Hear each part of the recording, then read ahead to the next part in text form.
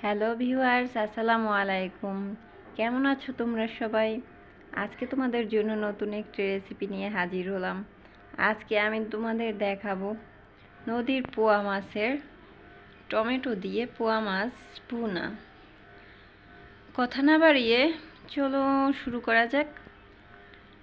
আমি প্রথমে এই পোয়া মাছগুলোকে ভেজে নিয়েছি লবণ আর একটু হলুদ দিয়ে। এই যে ভাজার পর আমার এই অবস্থা। পোয়া মাছের আমি ভেজে রান্না করতে পছন্দ করি, সেজন্য আমি ভেজে নিয়েছি। তোমরা চাইলে নাও ভাজতে পারো, কোনো সমস্যা নাই।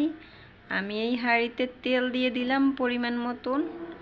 আর এইখানে মাছটা রান্না করতে কি কি উপকরণ লাগবে সেগুলো আমি আগেই কেটে রেখেছি। এইভাবেই আমি রান্নাটা করব। প্রথমেই দিয়ে দিলাম পেঁয়াজ কুচি আর রসুন কুচি তেলের মধ্যে। এইভাবে রান্নাটা করলে অনেক মজাদার হবে, সেজন্য আমি এইভাবে রান্নাটা করি।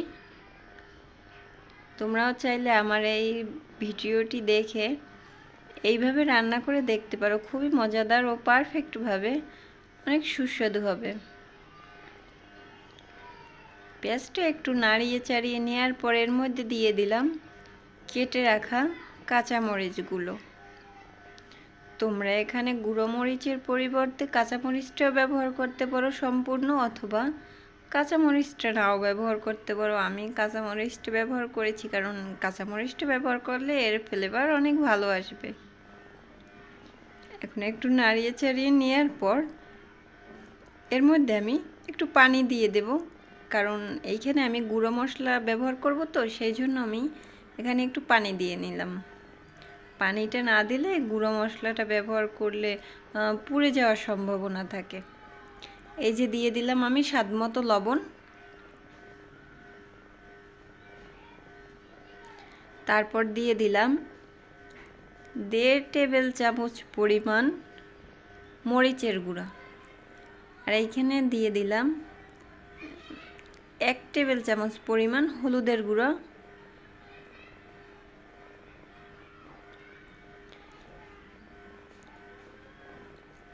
দেওয়ার পর আমি মশলাটা একটু কষিয়ে নিলাম। কষিয়ে নেওয়ার পর কেটে রাখা টমেটোগুলো দিয়ে দিলাম। টমেটোগুলো দিয়ে একটু নাড়িয়ে চাড়িয়ে মশলাগুলোর সাথে টমেটোটা ভালোভাবে মিশিয়ে নিলাম, যাতে একটু সিদ্ধ হয়ে যায়।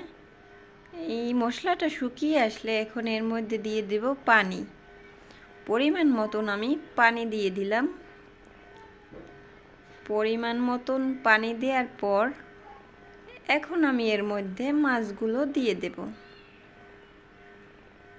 ওই যে আগেই ভেজে রেখেছিলাম সেই মাছগুলো এখন আমি দিয়ে দেব। যে একে একে করে মাছগুলো আমি দিয়ে দিলাম।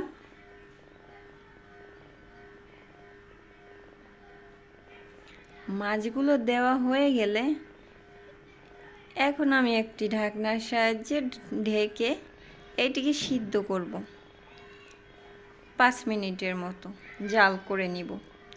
জালটা আপনারা মিডিয়ামই রাখবেন। ফিরে আসলাম 5 মিনিট পরে। আমার মাছের ঝোলটা প্রায় ঘন হয়ে আসছে। এখন দিয়ে দেব ধনিয়া পাতা কুচি। ধনিয়া পাতা কুচিটা দিলে অনেক ফ্লেভারটা ভালো আসে, অনেক মজাদার হয়, অনেক ঘ্রাণটাও অনেক ভালো আসে। এই জন্য আমি ধনিয়া পাতা কুচিটা দিয়ে দিলাম। এখন আমি এটিকে নামিয়ে নেব, নামিয়ে সার্ভ করব। এই যে আমার মাছের পরবর্তী অবস্থা। ভালো থাকবেন সবাই।